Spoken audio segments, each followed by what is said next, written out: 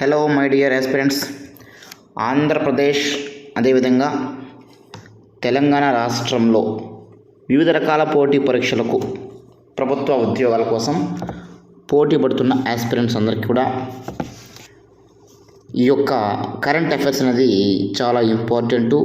మే 18th నాడు వివిధ రకాల వార్తాపత్రికల్లో వచ్చిన అంశాలు తీసుకొని కరెంట్ అఫైర్స్ అనేది తయారు చేయడం అనేది జరిగింది. ఇది మీకు చాలా ఉపయుక్తంగా ఉంటుందండి. ఒకసారి మీరు ఈ క్లాస్ అయితే వినే ప్రయత్నము చేయండి. మరి మీరే ఆన్సర్స్ చెప్పాలి. మీరు కామెంట్ పెట్టినా ఓకే, లేకపోతే నేను ఆన్సర్ చెప్పబోయే ముందు మీరే ఆన్సర్ని ఊహించగలగాలి ఏదైందో అనేసి. ఓకే, మరి 2024 సార్వత్రిక ఎన్నికలలో ఈ క్రింది ఏ ఏ రాష్ట్రాలలో పురుషుల కంటే మహిళా పోలింగ్ ఎక్కువగా కనపడుతుంది? అంటే ఇప్పటి వరకు జరిగినటువంటి మనకి కొన్ని దశల్లో పోలింగ్లో చూసినట్లయితే ఏ ఏ స్టేట్స్లో అండి? ఉత్తరప్రదేశ్, బీహారు, జార్ఖండ్, పశ్చిమ బెంగాల్, ఒడిస్సా ఇక్కడ మీకు కనిపిస్తూ ఉన్నాయి. చెప్పగలరా ఆన్సర్? ఇక్కడ మీకు ఆప్షన్స్ కూడా ఉన్నాయి కదా, 4 ఆప్షన్స్ చెప్పండి చూద్దాము. ఎస్, ఉత్తరప్రదేశ్ మినహా బీహార్, జార్ఖండ్, పశ్చిమ బెంగాల్, ఒడిస్సా అంటే 2, 3, 4, 5 ఈ స్టేట్స్లో మనం చూసినట్లయితే పురుషుల కంటే మహిళలు ఎక్కువగా పోలింగ్ శాతం మనకి కనిపించింది. Very very important. అంటే 4వ దశలో అన్నమాట. ఇది 4వ దశ సార్వత్రిక ఎన్నికల్లో మనం గమనించినట్లయితే 4వ దశలో అండి మనకి 18th నాటికి మనకి 4 దశలు జరిగాయి. కాబట్టి నేను మీకు 4వ దశ గురించి ఇక్కడ చెప్తున్నా. ఓకేనా? నెక్స్ట్, అది కూడా మే 13 తేదీన మనకి జరిగిన అంశాలు చూసినట్లయితే చెప్తున్నా.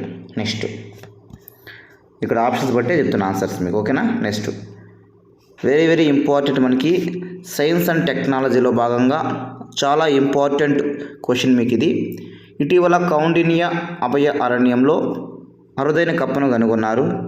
దీనికి సంబంధించి ఈ క్రింది అంశాలు పరిశీలించండి అన్నారు. మీరు క్లియర్గా వీడియోని పాస్ చేసుకొని మీరే ఆన్సర్స్ చదువుకొని ఆప్షన్స్ చదువుకొని ఆన్సర్ కూడా మీరే కనిపెట్టుకోవచ్చు.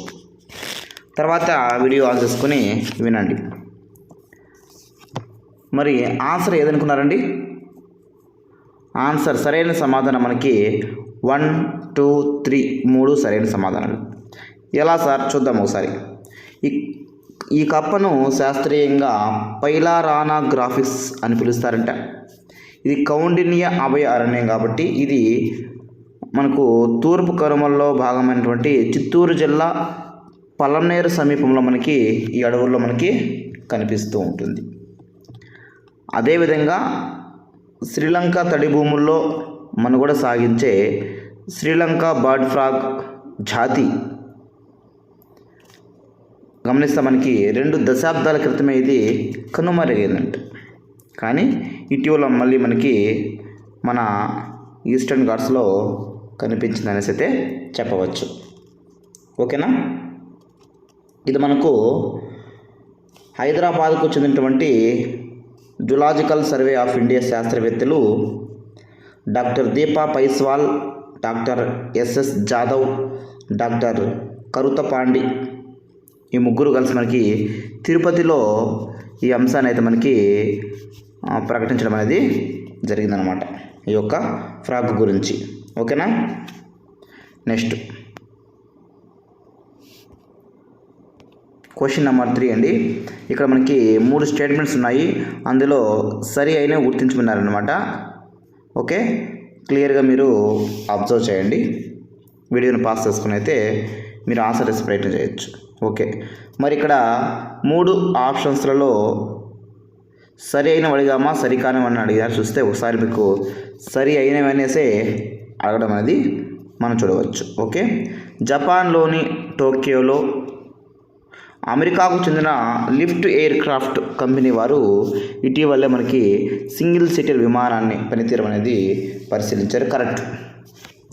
అదేవిధంగా ఉత్తర కొరియా ప్రయోగించినటువంటి బాలిస్టిక్ క్షిపణి 300 మీటర్లు ప్రయాణించి కొరియా ద్వీపకల్పం మరియు జపాన్ మధ్య సముద్ర భాగాల్లో ఆ జలాల్లో పడిపోయినట్టు మనకి దక్షిణ కొరియా అబ్జర్వ్ చేసి తెలిపింది.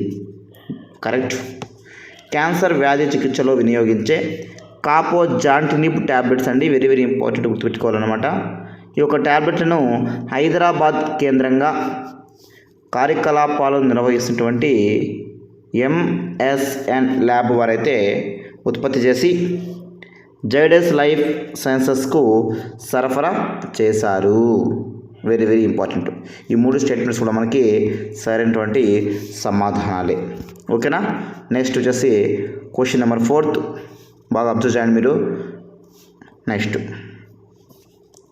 భారతదేశంలో 1974 మే 18న నిర్వహించినటువంటి అణు పరీక్ష అయినటువంటి పోఖ్రాన్ 1 నిర్వహించి ఇటీవల మనకి మే 18కి మళ్ళీ 50 సంవత్సరాలు పూర్తి చేసుకుంది కాబట్టి దానికి సంబంధించినటువంటి అంశం కూడా మనకి వార్తల్లో అయితే నిలిచింది వివిధ రకాల న్యూస్ పేపర్స్లో మనకి. ముఖ్యంగా ఈ మధ్య మీరు గమనించినట్లయితే మీకు కరెంట్ అఫైర్స్ అనేది ఖచ్చితంగా మీరు న్యూస్ పేపర్స్ ఫాలో అవ్వాల్సిందే. మరి న్యూస్ పేపర్స్ మీరు అన్నీ కొనుక్కొని ముందు వేసుకొని చదువుకుంటూ ఉంటే రోజంతా అయిపోతుంది. ఓకేనా. కాబట్టి మన జీవీబీ అకాడమీ తరపున ప్రతిరోజు కరెంట్ అఫైర్స్ నోట్స్ అనేది మనకి తయారు చేస్తాము. సేమ్ మీకు ఎలా ఎప్పుడైతే క్వశ్చన్స్ ఆన్సర్స్ పీడిఎఫ్ ఉందో ఇలా కాకుండా కంటెంట్ ఇస్తాం మనకి topic wise. Science and technology కావచ్చు, కరెంట్ ఎకానమీ కావచ్చు, కరెంట్ పాలిటీ కావచ్చు, ఇంటర్నేషనల్ ఇష్యూస్ కావచ్చు, state issues Telangana and Andhra Pradesh కావచ్చు, వార్తల వ్యక్తులు, సదస్సులు, ప్రత్యేక దినోత్సవాలు, పుస్తక రచనలు, ఇలా అనేక రకాల అంశాలు మనకి, స్పోర్ట్స్, ఇవన్నీ అంశాలు మనకి కేంద్రీకరించి మనము నోట్స్ అనేది ప్రిపేర్ చేస్తాం. ఎవ్రీడే ప్రిపేర్ చేస్తాం. ప్రతిరోజు మన వాట్సాప్ గ్రూప్ ద్వారా అయితే నోట్స్ అనేది మన యొక్క కోర్సులో విద్యార్థులకి అందిస్తాము. ఆస్పిరెంట్స్ డే అంతా చదువుకొని మరుసటి రోజున ఇలా మీకు పెట్టే కదా ఎగ్జామ్ పేపరు, ఇలాంటి ఎగ్జామ్ పేపర్ లింక్ వాళ్ళకి పోస్ట్ చేస్తాను. ఆ ఎగ్జామ్ వాళ్ళు హ్యాపీగా కంటెంట్ చదువుకొని రాస్తారు. ఆ తర్వాత మీకు ఎలా అయితే యూట్యూబ్లో చెప్తున్నాను క్లాస్, నేను ఈ పేపర్ని కూడా నేను పీడిఎఫ్ మళ్ళీ వాళ్ళకి ఇస్తాను. అలా మనకి ప్రతిరోజు కరెంట్ అఫైర్స్ ఇలా సింప్లిఫై చేసుకుంటూ న్యూస్ పేపర్లో ఉన్న అంశాలని నేను తయారు చేసుకొని షార్ట్ చేసుకొని అవసరమైంది మాత్రం మీకు అందిస్తూ మీ యొక్క విజయానికి ఎంతో దోహదపడుతుంది మన యొక్క జీవీబీ అకాడమీ. మీకు ఇలాంటి పీడిఎఫ్స్ కావాలంటే, ఎవ్రీడే కరెంట్ అఫైర్స్ పీడిఎఫ్ కావాలంటే ఇక్కడ ఉన్నటువంటి ఫోన్ నెంబర్ మీకు కనిపిస్తుంది 7702516167 ఈ యొక్క నెంబర్కి మీరు వాట్సాప్ మెసేజ్ చేయవచ్చు, లేకపోతే కాల్ చేయవచ్చు. మన యొక్క కోర్సు వివరాలు చెప్తాము. ఒక నెలకు కేవలము 49 రూపాయలు మాత్రమే. మీరు ఎన్నో ఖర్చులు పెడుతుంటారండి, కానీ మీరు న్యూస్ పేపర్లు కొంటేనే నెలకి మీకు ఎంతో ఖర్చు అవుతుంది చెప్పాలంటే. అనేక రకాల కోర్సులు మీరు చూస్తే ఎక్కువ డబ్బులు పెడుతూ ఉంటారు, అక్కడ నాణ్యత చాలా తక్కువ ఉంటుంది, చేత్తో రాసి పంపిస్తూ ఉంటారు. దానికోసం మళ్ళీ మీరు జిరాక్స్ తీసుకోవాలంటే ఎక్కువ ఫైల్స్ అవుతాయి, జిరాక్స్ ఖర్చులు ఎక్కువ అవుతాయి. మనం అలా కాకుండా ఇలా కంటెంట్ అనేది మనము టైప్ చేసి మీకు ఇవ్వడం ద్వారా మీకు జిరాక్స్ పేపర్ సంఖ్య తగ్గుతుంది. మీకు ఒక నోట్ లాగా తయారు చేసుకుని, బుక్ లాగా తయారు చేసుకుని మీరు బైండ్ చేసుకొని హ్యాపీ చదువుకోవచ్చు అనమాట. ఓకేనా. మరి చూద్దాం ఈ క్వశ్చన్ మనం ఇప్పుడు. ఎస్, ఈ అణు పరీక్షకు సంబంధించి న్యూస్లో మనకి రావడం జరిగిందనమాట. చూడండి, ఇక్కడ సరైన అంశాలు చూస్తాం మనము. 1974 మే 18 ఉదయం 8:05 ఈ అణు పరీక్ష జరిగింది. కరెక్ట్. అదేవిధంగా ముఖ్యంగా ఈ అణు పరీక్షకు ఆపరేషన్ స్మైలింగ్ బుద్ధ అని కూడా పేరు పెట్టారు. వెరీ వెరీ ఇంపార్టెంట్, ఇది కరెక్టే. మరి ఈ పరీక్ష నిర్వహించినందుకు గాను భారతదేశం పైన కెనడా భారీ ఆంక్షలు విధించడంతో పాటు కూడా అమెరికా కూడా భారత్కు అందించే సాయాన్ని ఆపివేసింది. ఇంకా ఈ యొక్క ప్రయోగాన్ని ప్రణబ్ దాస్తిధార్ అనే వ్యక్తి మీట అంటే బటన్ నొక్కి అయితే ప్రారంభించారనమాట. ఇవన్నీ కూడా మనకి సరైనవి. దీనిపైన మనకి ఇంకా ఎక్కువ కంటెంట్ అనేది మన కరెంట్ అఫైర్స్ నోట్స్లో ఉంటుంది. ఓకేనా. అయితే ఇది రాజస్థాన్లోని పోఖ్రాన్లోనే ఎందుకోసం అక్కడే స్టార్ట్ చేశారంటే, ఆ ప్రయోగం విజయవంతమైనంత వరకు ఏ దేశానికి తెలియకుండా ఉండాలనే ఉద్దేశంతో చేయడం అనేది జరిగిందనమాట. ఓకేనా. ఇంకా అనేక రకాల మనకైతే అంశాలు ఇక్కడ మనమైతే నోట్స్లో ఇవ్వడం జరిగింది. ఒకసారి మీరు చదువుకుంటే సరిపోతుంది. ఓకే, ఇది భౌగోళికం కావచ్చు, వాతావరణంగా కూడా కొంచెం మనకి ఇతరులకి తెలియకుండా ఉంటుంది ఈ యొక్క ప్రోగ్రామ్ భాగం ప్రాంతంలో. Next question number 5. కొన్ని అంశాలు ఇచ్చాం మనం ఇక్కడ, వాటిలో సరైనవి కాకుండా ఉండేవి కనుక్కోవాలని చెప్పారనమాట. ప్రస్తుత కాలంలో ఎలక్ట్రానిక్ వ్యర్థాలతో భూ కాలుష్యం ఎక్కువగా అవుతుంది, మీకు తెలిసిన అంశమే. ఇందుకు సంబంధించిన కొన్ని అంశాలు మనం అయితే ఇచ్చాము, క్షుణ్ణంగా చదువుకొని సరికాని అంశాన్ని గుర్తించండి అని చెప్పాం. వెరీ వెరీ ఇంపార్టెంట్ అండి, మీకు సైన్స్ అండ్ టెక్నాలజీలో భాగంగా చాలా ఇంపార్టెంట్ ఇది మనకి. 2030 నాటికి ఎలక్ట్రానిక్ వ్యర్థాలు 8.2 crores చేరవచ్చని అంచనా వేస్తున్నారు. Very very important, good, correct. అదేవిధంగా ఎలక్ట్రానిక్ వ్యర్థాలలో దాదాపు 95% రాగి మరియు అల్యూమినియం లోహాలు ఉంటున్నాయన్నారు. ఇది 95% అయితే కాదండి, 60% మాత్రమే. కాబట్టి ఇది మీకు సరికానిది. ఓకేనా, ఫస్ట్ సరైనది. విద్యుత్ వాహనాలకు అవసరమైన లిథియం అయాన్ బ్యాటరీలో వాడే నికెల్ అవసరం మనకి 2050 నాటికి ఇప్పటితో పోలిస్తే 10 పెరగవచ్చని అంచనా వేస్తున్నారు. కరెక్ట్. మరి 2022లో పుట్టుకొచ్చినటువంటి ఎలక్ట్రానిక్ వ్యర్థాలు ఏవైతే ఉన్నాయో గతంలో మనకి వచ్చిన యొక్క వ్యర్థాలు ఏవైతే ఉన్నాయో వాటి మనము మళ్ళీ పునర్వినియోగానికి వాడుకోవాలా. అయితే అక్కడ కేవలం మనకి 20% కూడా మనకి పునర్వినియోగానికి అయితే మనము ఉపయోగించుకోలేదంట. ఇలాంటి అంశాలు మనకి వెరీ వెరీ ఇంపార్టెంట్. ఇది కూడా మనకి కరెక్టే. మరి ఇక్కడ సరికాదు కాబట్టి సరికాదు మనకి ఆప్షన్ 2కి మనము వెళ్ళాలి. అయితే ఈ యొక్క ఐక్యరాజ్య సమితి కూడా మనకి ఏం చెప్తుందంటే లోహాలను సమర్థవంతంగా పునర్వినియోగంలోకి తీసుకురావాలి. దీనికి ప్రపంచ దేశాలన్నీ కూడా కలిసికట్టుగా కృషి చేయాలని మనకి చెప్తూ ఉంది. మరి అల్యూమినియం, రాగి లోహాలు మనకి ఎక్కువ వ్యర్థాలు ఇక్కడ కనిపిస్తున్నాయి, 60%. వీటి వల్ల మనకి ఏమవుతుందంటే పునర్వినియోగానికి నోచుకోవట్లేదు. దీనివల్ల మనము పదే భూమిని తవ్వి ఈ యొక్క లోహాలను అయితే తీసుకోవాల్సి వస్తుంది. దీనివల్ల మనకి కాలుష్యం అనేది ఎక్కువగా అయిపోయే పరిస్థితి అనమాట. ఓకేనా, మనము 2022తో మనం 2022లో మనం చూసినట్లయితే ప్రపంచవ్యాప్తంగా మనకి 6.2 కోట్ల టన్నుల వ్యర్థాలు ఉత్పత్తి అయ్యాయంట. గుర్తుపెట్టుకోండి, 2022లో మనకి ప్రపంచవ్యాప్తంగా 6.2 కోట్ల టన్నుల వ్యర్థాలు అనేవి, ప్లాస్టిక్ వ్యర్థాలు మనకి ఉత్పన్నం అనేవి అయ్యాయి. ఓకేనా. Next question number 6. ఇటీవల ఆంధ్రప్రదేశ్ రాష్ట్రంలో 2 లక్షల మందికి BCG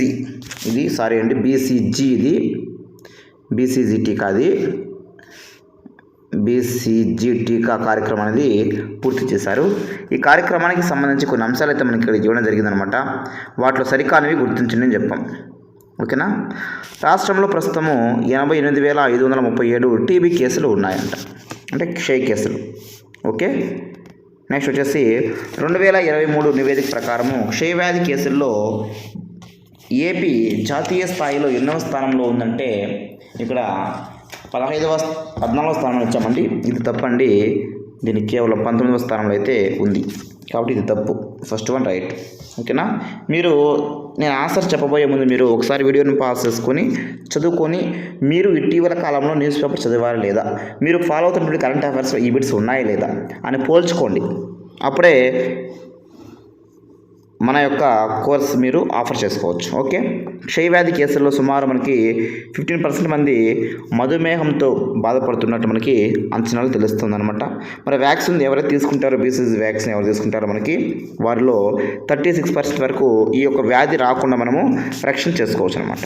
మరి లక్షకు సగటున మనకి 164 మంది చొప్పున ఈ యొక్క TB అండి, ఒక్కోసారి చిన్న స్పెల్లింగ్స్ వస్తాయి, నేను మార్చేస్తున్నాను వాటి మళ్ళీ, TB కేసులతో బాధపడుతూ ఉన్నారనమాట. ఓకేనా. Very very important. కాబట్టి మనకి 1, 3, 4, 5 కరెక్ట్. కాబట్టి 2 మాత్రమే ఇక్కడ మనకి తప్పు, సరికాదు. కాబట్టి 2 అనేది మనకి సరికాదు. ఓకేనా. ఇలా మీరు ఆన్సర్స్ అనేది ప్రాక్టీస్ చేస్తూ ఉండాలన్నమాట. నెక్స్ట్ క్వశ్చన్ వచ్చేసి సరికాని అంశాలు అడిగారు ఇక్కడ. ఓకేనా. ఆంధ్రప్రదేశ్ రాష్ట్రంలో అంగన్వాడీ కేంద్రాల్లో మనం చూసినట్లయితే ప్రపంచ ఆరోగ్య సంస్థ నిర్దేశించిన ప్రమాణాల ప్రకారం వివరాలు సరిచూడగా పోషకాహార లోపంతో బాధపడే 5 ఏళ్ల లోపు చిన్నారులు అనేవాళ్ళు అధిక సంఖ్యలో ఉన్నారంట. మరి ఈ యొక్క చిన్నారుల గురించి క్రింద అనేక అంశాలు ఇవ్వబడ్డాయి. వాటిని ఒకసారి మీరు పరిశీలించండి, సరికానివి గుర్తించండి. ఓకేనా? 50,000 మంది అధిక బరువుతో బాధపడుతున్నారు. Very very important. కరెక్ట్. 1.31 లక్షల మంది అంటే 1,31,000 మంది పిల్లలు ఎత్తుకు తగ్గ బరువు లేక బాధపడుతున్నారు. కరెక్ట్. వయసుకు తగ్గ ఎత్తు లేకున్నా 4.42 లక్షల మంది అయితే బాధపడుతున్నారు. ఇది కరెక్ట్. మరి వయసు తగ్గ బరువు లేని చిన్నారుల సంఖ్య అధికంగా మనకి కర్నూలు జిల్లాలో మనం చూడవచ్చు అనమాట. ఓకేనా? కర్నూలు జిల్లాలో మనం చూడవచ్చు. ఇది తప్పు ఉంది కాబట్టి సరికాదు మనకి ఆప్షన్ 4. ఇక్కడ 4th మనకు ఉంటుంది ఆప్షన్ 4. ఓకేనా? ఇది ఇలా మీరు ఆప్షన్ 4 ఉంది కదా, అలా ఇలా మీరు ఇది మీ ఈ మధ్య కాలంలో అంటే ఈ మధ్య కాలమే కాదు, మీకు 18th డేట్ని మీరు వచ్చిన కరెంట్ అఫైర్స్లో చదివారా లేదా చెక్ చేసుకున్నాం ఒకసారి. నెక్స్ట్ ఇక్కడ కర్నూలు జిల్లాలో కూడా మనకి 38,000 మంది ఉన్నారన్నమాట. ఓకేనా? నెక్స్ట్ విశాఖలో ఇందిరాగాంధీ జూ పార్కుకు కొద్ది రోజుల్లో మరికొన్ని కొత్త వన్యప్రాణులు తీసుకురావడానికి అయితే central zoo authority of India వాళ్ళు కూడా అనుమతులు ఇచ్చారనమాట. అయితే అక్కడికి ఏ ఏ ప్రాంతాల నుంచి ఈ యొక్క వన్యప్రాణులు తీసుకొస్తున్నారో నేను మీకు కింద ఇచ్చాను. వాటిలో మీరు తప్పుగా ఉన్న అంశాన్ని అయితే గుర్తించమన్నాను. ఓకేనా? వెరీ వెరీ ఇంపార్టెంట్ అండి ఇదైతే. మనకి బయోడైవర్సిటీ కింద కావచ్చు, మీకు సైన్స్ టెక్నాలజీ ముఖ్యంగా ఇది మనకు వస్తుందన్నమాట. చూసారా? విశాఖ జూ పార్క్ మనం చూసినట్లయితే విశాఖలో మనకి ఇందిరాగాంధీ జూ పార్క్ ఉంది. ఓకేనా? ఇందిరాగాంధీ జూ పార్క్ ఉంది. ఇక్కడ మనము కోల్కతాలో ఉన్నటువంటి అలీపూర్ జూ పార్క్ నుంచి అయితే జంతు మార్పిడి విధానం ద్వారా జత జిరాఫీలు, 2 జతల ఏషియన్ వాటర్ మానిటర్ లిజర్డ్స్, జత స్కార్లెట్ మకావులు తీసుకొచ్చారు. కరెక్ట్. మరి అదేవిధంగా బెంగళూరు జూ పార్క్ నుంచి మనకి military macaws, red necked wallaby, spiral monkeys అనేవి తీసుకొచ్చేదానికి సన్నాహాలు చేస్తున్నారు. Very good. కరెక్ట్.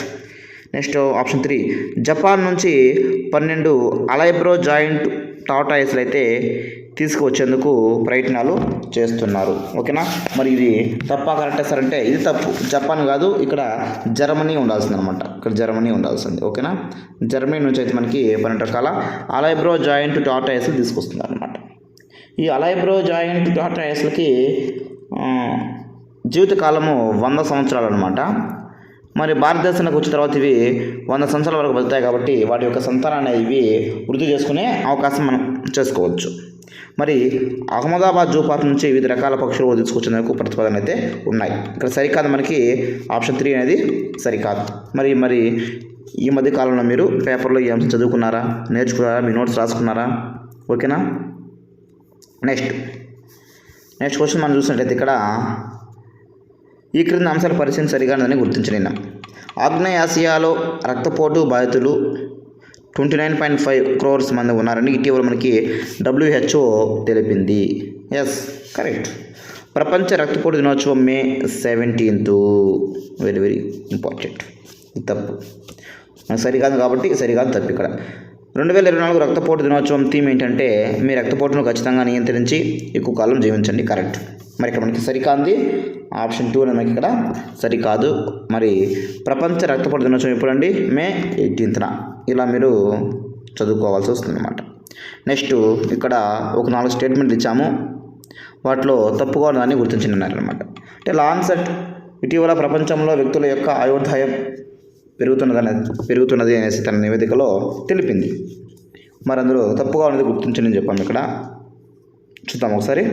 ప్రపంచవ్యాప్తంగా 2022 నుంచి 2050 మధ్య ఆయుర్దాయం మనం చూసినట్లయితే పురుషుల్లో 5 సంవత్సరాలు మరియు మహిళల్లో 4 సంవత్సరాలు అనేసి ఉంది.